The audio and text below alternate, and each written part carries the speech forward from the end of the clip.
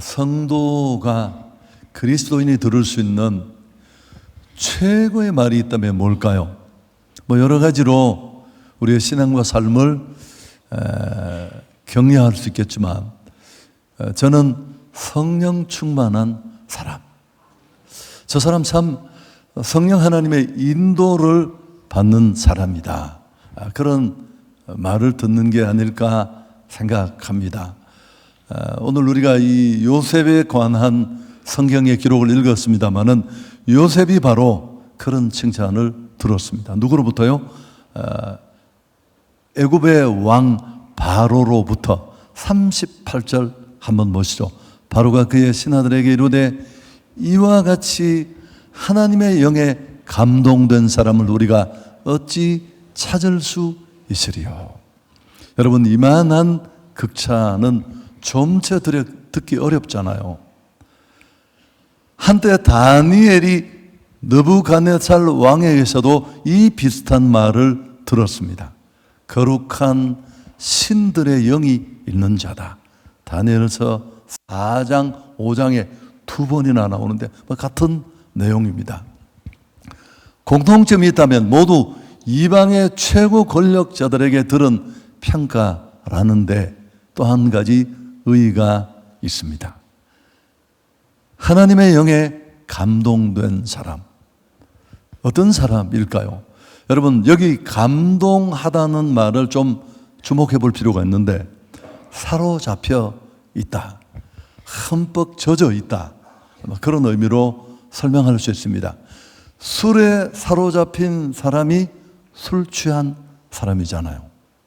마약에 완전히 포로가 된 사람이 마약 중독자이고, 같은 이치로 하나님의 영에 완전히 사로잡힌 사람, 그 하나님의 성령의 이끌림을 받는 사람, 그 사람이 바로 성령 충만한 사람입니다.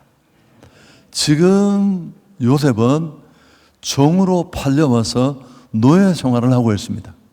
그것도 그 더 처참한 자리로 내려가 지금 현재는 투옥되어 옥살이를 하고 있는 중입니다. 그럼에도 요셉처럼 우리는 상황을 뛰어넘어 왕처럼 살 수 있는 그런 원동력이 바로 여기에 있습니다.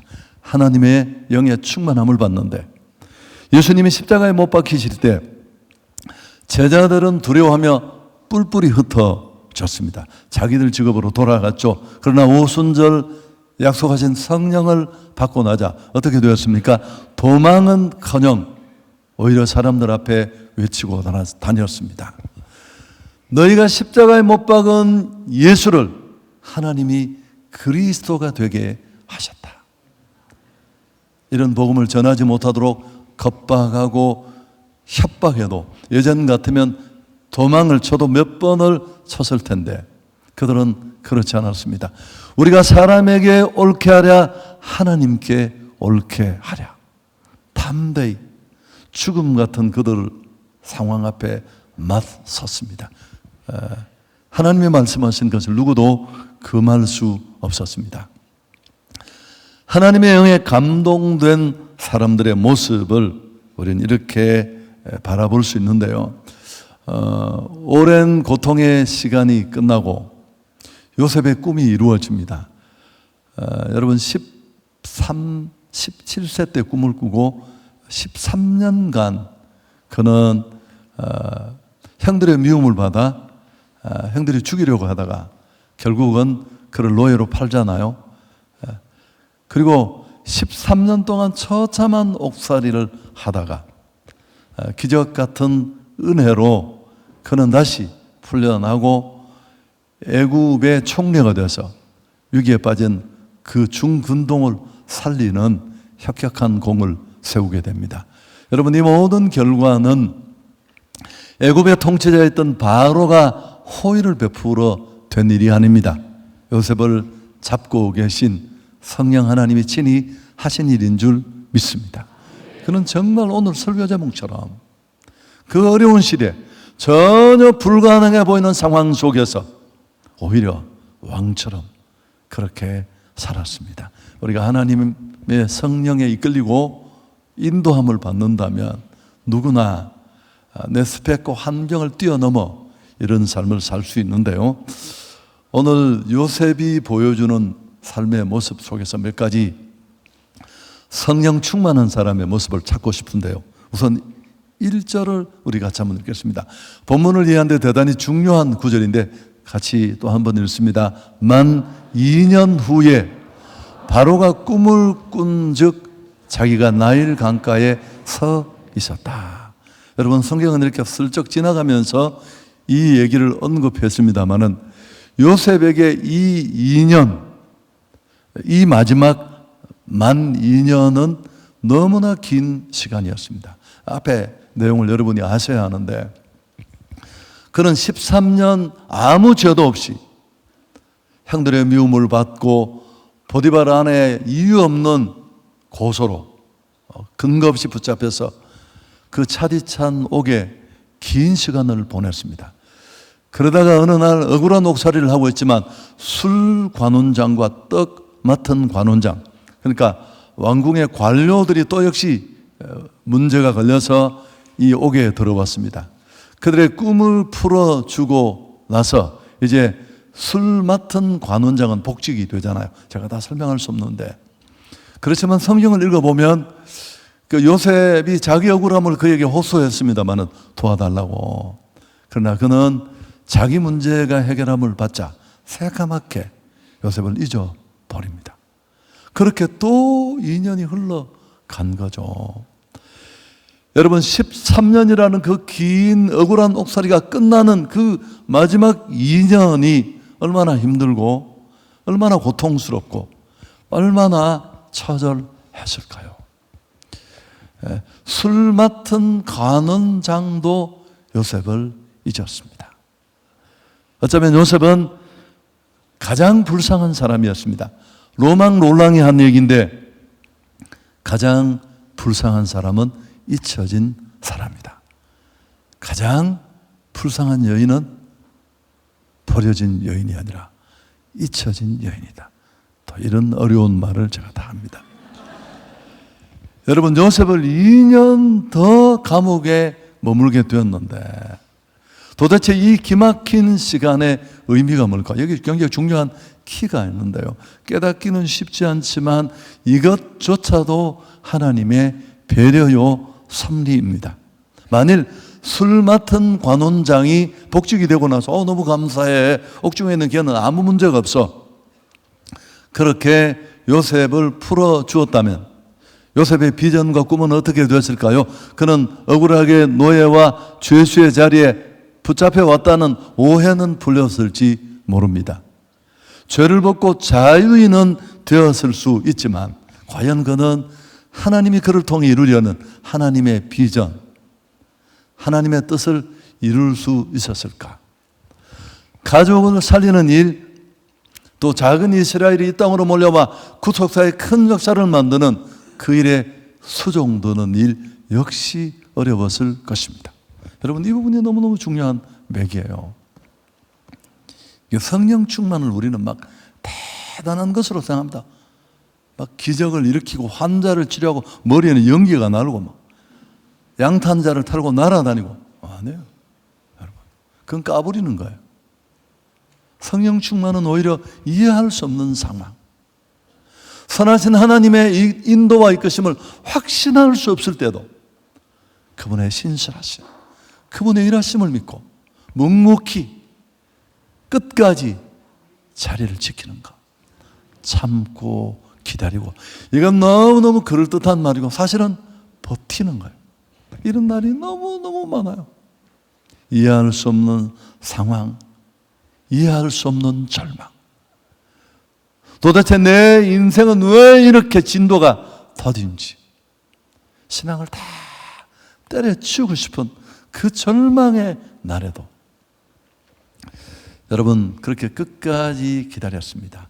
하나님의 시간까지 참고 기다렸더니 마침내 총리가 된 겁니다.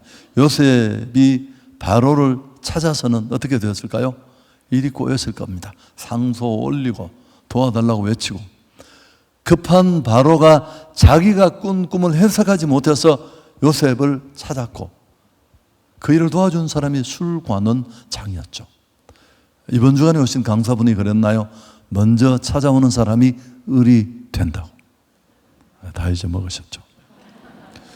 여러분, 고통의 인연은 사실은 하나님의 그 시간, 하나님이 일하시는 카이로스의 시간, 그 시간을 메꾸는데 그 하나님의 때가 찬 경륜에 꼭 필요한 시간이었습니다.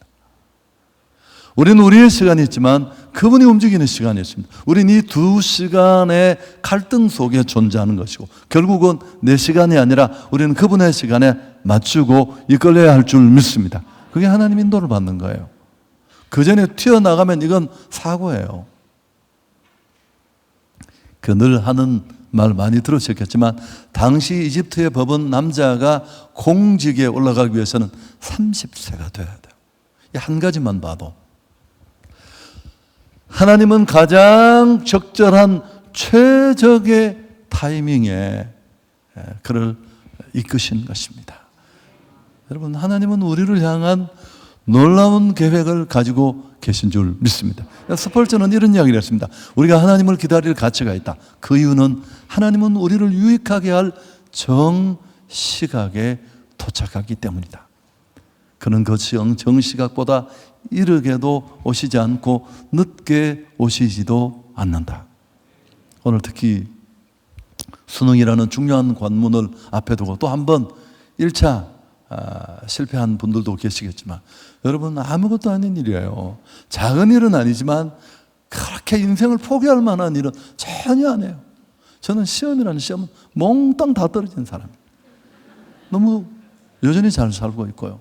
그때 아프고 힘들고 쪽팔리고, 인생이 이렇게 살겠나 싶었지만 선하신 하나님의 역사는 여전히 나와 함께 하시고, 우리가 생각하는 그 길이 최고의 길이 아닐 수 있습니다. 최선의 길이 아닐 수도 있고요. 성공한다고 내가 우쭐하면 그건 더 어려울 수 있고, 실패해도 나를 발견하고 하나님의 선하심을 인식한다면 우리는 훨씬 더 나은 단계로 나아갈 수 있습니다. 하나님은 하나님의 시간, 그 결정적인 때에 우리를 이끄시는 줄 믿습니다. 여러분, 이 믿음은 너무너무 중요해요. 성령 하나님의 인도를 받는 가장 중요한 첫 번째 조건, 마지막 조건이 뭘까요? 하나님은 반드시 나를 인도하신다. 그리고 그 하나님은 가장 최고의 때, 최고의 방법으로 나를 인도해 주신다. 그래서 성령 충만한 사람은 이런 하나님의 시간에 관심이 많습니다. 인류의 첫 번째 가정에서 기적을 일으키셨던 예수님의 기적은 가나 혼인잔치의 기적인데요, 포도주가 떨어졌잖아요. 예수님의 어머니 마리아가 그 아마 친척집이었던 것 같아요. 포도주가 떨어져서 잔치에 형이 끼어져 갈 때 요청을 합니다. 그때 예수님이 뭐라고 했을까요? 요한복음 2장 4절 함께 읽습니다. 예수께서 이르시되 여자여 나와 무슨 상관이 있나이까? 내 때가 아직 이르지 못했습니다. 여러분, 예수님이 얼마나 하나님의 시간에 관심을 가지고 있었는지, 이건 너무너무 중요해요. 힘들고 어려워도 하나님의 인도를 확신하며 기다리고 참을 수 있기를 축복합니다. 신앙생활은 머리 풀고 막 날아다니는 게 아니에요. 대부분은 선하신 하나님을 신뢰하며 기다리고 참고, 뒤에 말하겠지만 이 시간은 버리는 시간이 아니라 준비의 시간인 줄 믿습니다. 여러분, 구렁이 깊다는 건 얼마나 크게, 얼마나 온전히 쓰임 받느냐는 척도이기도 해요. 철저히 하나님 세상으로부터 버림받고 아무도 나를 도와줄 수 없는 상황에 깊이 빠져보고 절망이 켜켜이 쌓여서 부끄러워 문 밖도 나갈 수 없을 그 수치스러움을 겪으면서 우리는 더 단단해지고, 하나님이 나를 몇 걸음 올려도 부끄럽지 않은, 흔들리지 않는 그런 사람으로 다듬어집니다. 자, 두 번째, 술 맡은 관원장의 소개로 요셉이 드디어 바로 앞에 나옵니다. 바로가 이렇게 말합니다. 너는 꿈을 들으면 능히 해몽을 한다고 하던데, 이렇게 왕이 딱 축혀 세우자 요셉이 뭐라고 말할까요? 자, 16절 함께 읽습니다. 내가 아니라 하나님께서 바로에게 편안한 대답을 하실 겁니다. 나는 능력이 없습니다. 하나님이 해석해 주실 겁니다. 여러분, 이게 그저 한번 해보는 말, 겸손한 척 내숭 떠는 임기응변의 대답이 아니었습니다. 왜냐하면 이 창세기 41장에 이 표현이 3번이나 나와요.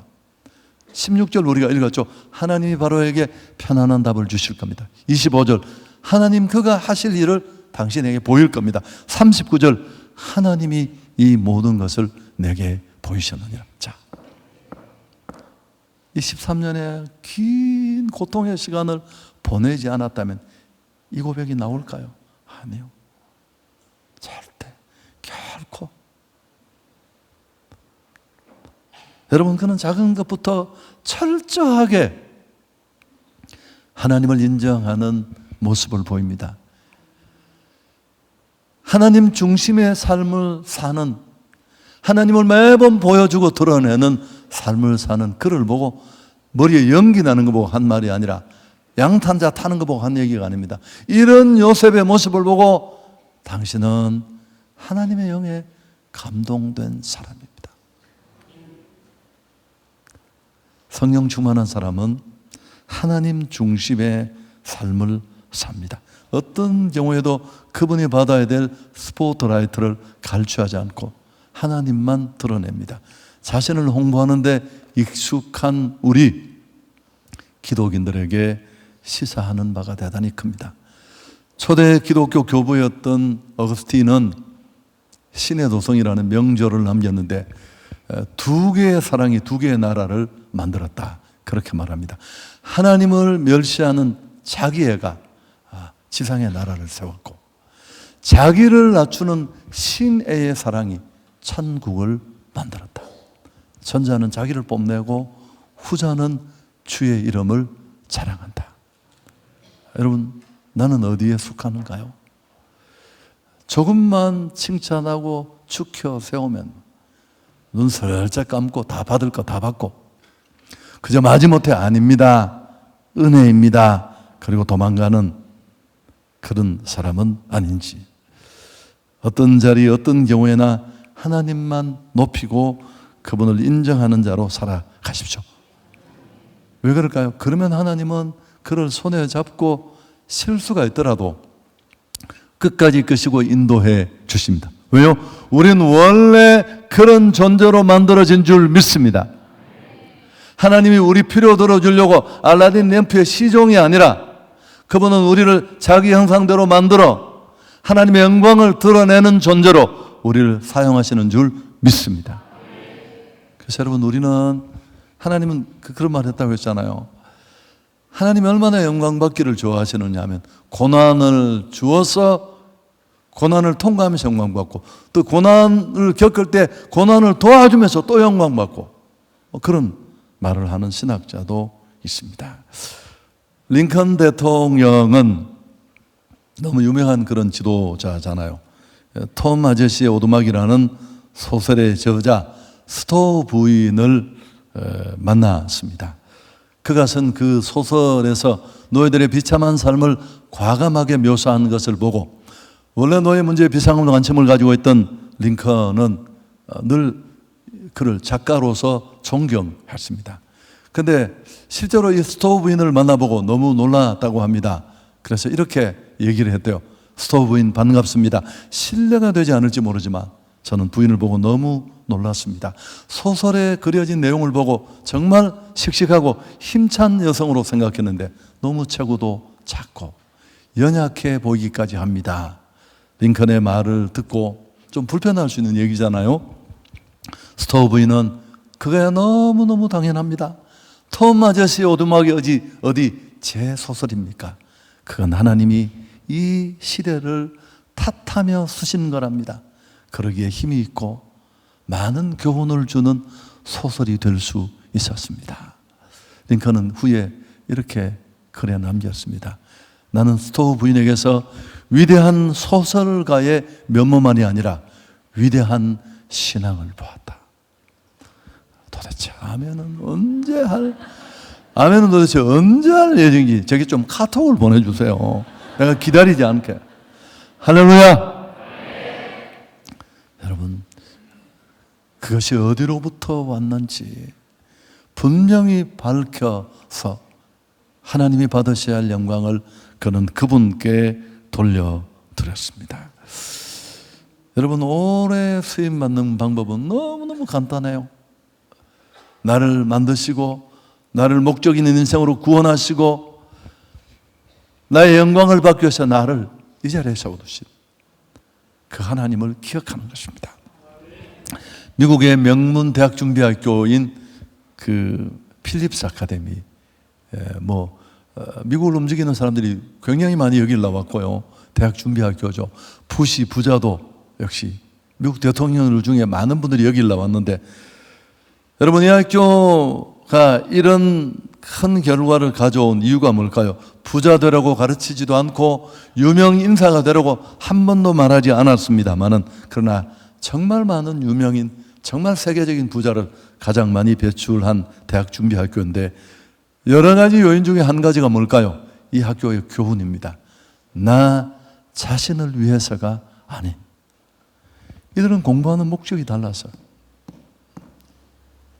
명문대에 들어가서 좋은 기업에 취직하고 예쁜 자매 만나고 멋진 형제 만나서 뚜껑 열리는 차 타고 전 세계를 돌아다니면서, 야, 나 이렇게 성공했어, 내게 이렇게 멋진 삶이 왔어. 여러분, 그건 아무것도 아니에요. 너무너무 가치를 낮은 데 둔 거예요. 거기 가면, 거기까지 가는 일도 쉽지 않겠지만 그때 몰려오는 그 공허함, 뚜껑 열고 다니면 머리에 바람이 얼마나 세게 부는 줄 아세요? 그 몰려오는 한기, 해보면 아무것도 아닌데. 그렇지만 그들은 자신을 위해서 공부하지 않습니다. 타인을 위해, 국가와 세계를 위해서, 하나님의 영광을 위해서. 하나님을 높이면 하나님이 높여주십니다. 한순간이 아니라 끝까지 축복합니다. 여러분, 더 큰, 더 멋진, 영원히 허무너지지 않을 높은 가치를 가질 수 있기를 축복합니다. 저는 제가 미션스쿨을 다녔는데요, 그 50계단에 여호와를 경외하는 것이 지식의 근본이다. 너무 중요해요. 하나님이라는 근본을 모르는 지식, 그건 다 의미 없고요, 시작도 끝도 모르는 그 인생이 인생입니까? 황당하고 황망하고 허무하고. 자, 또 한 가지가 있습니다. 요셉은 그렇게 긴 고통의 시간을 끝나서 오래 참고 인내하면서 애굽의 총리직을 맡습니다. 바로 왕의 꿈을 해명해주고 결국 앞으로 닥칠 중근동의 위기를 극복할 적임자로 여겨졌습니다. 그의 지혜를 보고. 그래서 그는 애굽의 총리직을 맡게 되는데 그야말로 세계 초강국의 2인자가 되는 겁니다. 근데 결코 자기 유익을 위해 치부하지 않습니다. 앞에 내용과 연결되어 있습니다만 하나님이 주신 지혜와 명철로 7년 동안 중근동을 먹여 살립니다. 기근 속에. 자, 57절 함께 읽습니다. 각국 백성도 양식을 사려고 애굽으로 들어와 요셉에게 이르렀으니 기근이 온 세상에 심하염이었더라. 중근동 기근의 문제를 해결하는 자로 요셉은 크게 쓰임 받습니다. 세계 경제는 코로나19 이후로 크게 흔들리고 또 전 세계가 고물가, 저성장에 시달리고 지구촌 곳곳에 전쟁이 곳곳에 발발하고 있습니다. 우크라이나, 이스라엘. 정말 요셉과 같은 이런 걸출한 인물이 지금 이 시대에 필요합니다. 욕심의 포로가 아니라 욕망에 휘둘리는 노예자가 아니라 하나님의 영에 붙잡힌 시대를 뛰어넘는 이런 주의 사람들이 필요합니다. 오늘 수능을 준비하는 우리 젊은이들, 여러분 그렇게 기도하십시오. 하나님, 더 큰 비전을 향해 달려가기를 원합니다. 당신이 나를 만드시고 부르신 그 목적, 나를 위해서만 아니라 더 큰 가치, 하나님의 비전을 위해 나를 드리기를 원합니다. 지금까지 우리가 얼마나 성령 충만을 아전인수격으로 이해해 왔는지를 알 수 있습니다. 방언이나 짹짹하고 나쁘다는 게 아니라 무슨 환자 하나 고쳐서 뭐 자기 유익이나 챙기고 신령한 은사를 막 행하고 뭐 종이 조각에 뭘 적어주면서 내가 꿈꿨다 알려주고, 여러분 그런 거 볼 가치도 없는 거예요. 아니 나한테 필요한 걸 왜 그 양반한테 적어줘요? 하나님이 우리 집 주소를 모르나요? 요셉은 한마디로 하나님의 영에 감동된 사람이었습니다. 주변 사람들의 눈에 비친 요셉의 모습이 그랬는데 우리가 생각하는 것과는 달랐습니다. 그는 그 힘으로 흔들리는 세상에서 당당하게 노예였지만 왕처럼 살아갈 수 있었습니다. 우리 안에는 이런 여러 가지 악재들을 밀어낼 힘이 없습니다. 주의 은혜가 우리에게 절실하게 필요합니다. 하나님의 성령의 은혜를 주시옵소서. 이 말씀으로 오늘 설교를 마치고 싶습니다.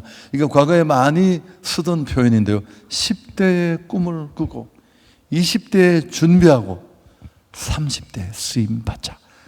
요셉은 어떤 면에서 그대로 이 케이스를 따라갔습니다. 여러분 오늘 밤에 단순히 수능만이 아니라 우리 온 공동체 금요집회에 나온 모든 분이 마찬가지입니다만 하나님 안에서 비전을 갖기를 축복합니다. 저도 저희 교회도 그렇잖아요.